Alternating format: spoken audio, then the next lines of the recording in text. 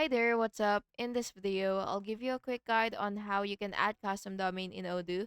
So it's really quick and easy, and this will allow your website to use your branded domain instead of the default Odoo URL. So once you log into your Odoo account, what you will do is go to your website, and then once you're here, you will go to configuration, and then you will look for domains.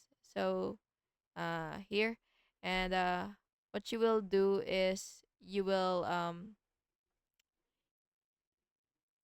basically have to make sure to activate your account first before doing this. So, and after you click domains, you will just have to click add domain and type your custom domain. And after that, you will just have to follow the DNS instructions provided by Odoo and add required A and C name records in your domain registrar.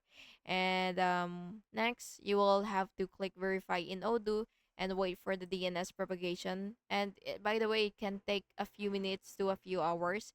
And finally, your custom domain will be connected, and then you will just have to test your website to ensure that it loads correctly.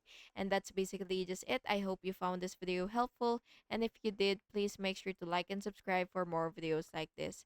Thank you and have an awesome day.